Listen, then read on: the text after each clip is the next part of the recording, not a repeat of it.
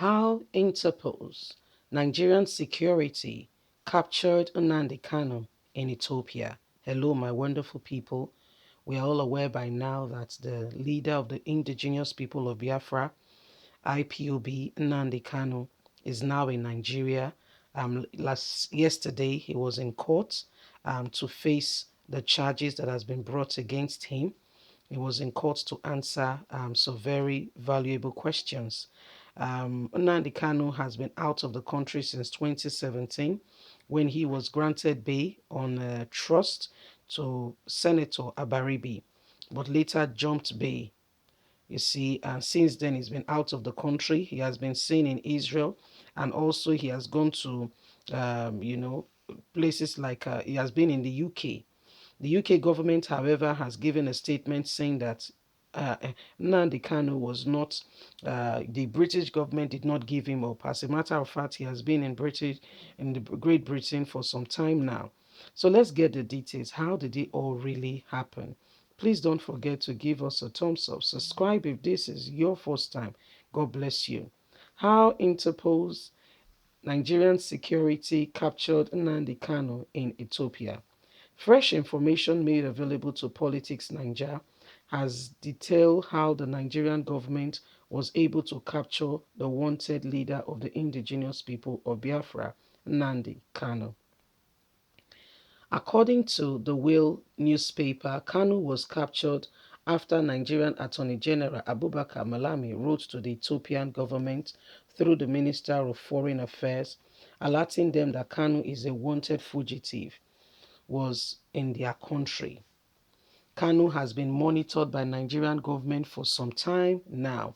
The government also contacted Interpol for assistance in arresting the extrajudiciary in connection with extrajudiciary killing Kanu to Nigeria to face the charges brought against him.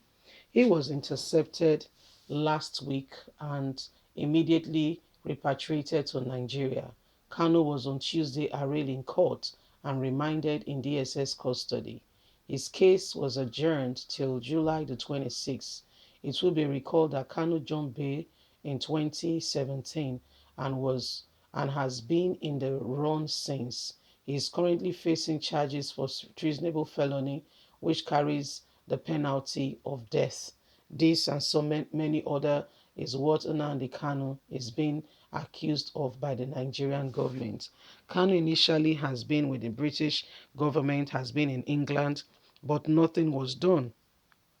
Later, he moved to Ethiopia, and not clear what exactly he was doing in Ethiopia, but the Nigerian government has been on detail regarding his movements, and immediately they knew he was in Ethiopia, wrote to the Ethiopian government with regards to Nnamdi Kanu's presence in their country, and they were the ones who arrested him and handed him over to the Nigerian government. I feel strongly that when you know you are fighting a cause, for instance, if you know that you are standing for something, I don't think it is time for holidays. I don't think it is time to go from one place to the other. I don't think it is time to just move around. I don't think so. I think, for instance, we know that he has been in Great Britain. He was also seen in Israel. Those kind of countries will not give him up. Do you get what I mean? Those kind of countries will not give him up. But what was Kanu actually doing in Ethiopia? And you know that when these countries, African countries and some other countries in some other continents, you know that it's the same thing. It's the same thing. If you know that you are fighting for a cause, you don't just move around aimlessly or just move around for sake of moving around or because you have something to do. You stay put, you are intentional, you move as someone who has a purpose, you move as someone, I don't know whatever reason and why he was in Ethiopia. However, this has led to him being captured. So him being captured means a lot of things. This is going to affect the indigenous people of Biafra because when the leader is captured, what do you think will happen to the followers? Will there still be spirit? Will there still be, that tenacity to want to pursue the cause? Because as I speak to you since yesterday, a lot of person's spirit has already been deflated.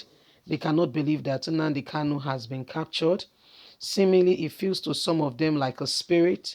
It feels to some of them that, he's the, permit me to use the word, the mighty one, who, the deliverer, who will be able to help the Igbos achieve that purpose, of Biafra Republic.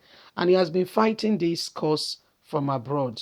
At times he has even insulted the British government, but I mean, they will not just take your word hook, like, and sinker. They've been giving him protection all the while. But why was he in Ethiopia is the real bone for contention and the real reason, the main course of action. What was he doing in Ethiopia that led to his arrest? Because he should know by now that a lot of persons, draw their energy from him. What I mean by that is they look up to him knowing that he's fighting the cause from abroad as well, and that he's one person who they are looking up to, and they believe that it can help them achieve this purpose.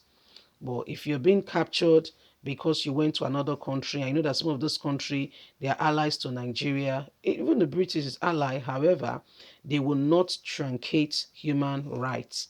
These are countries that follow and led by the book.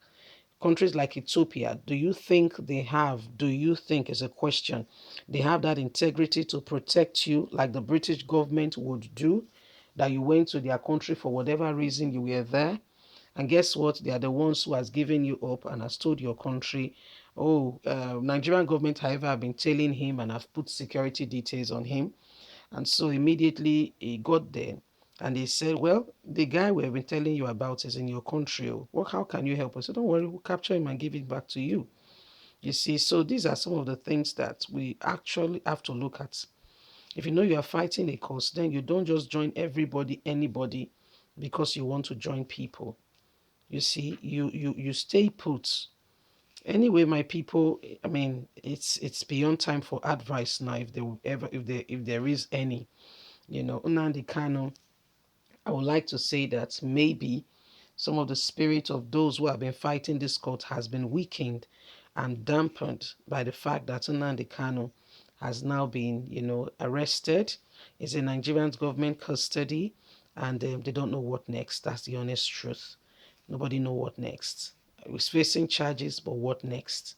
You see, leave us a comment. We really like to hear from you. Please don't forget to give us a thumbs up, like us, share, subscribe.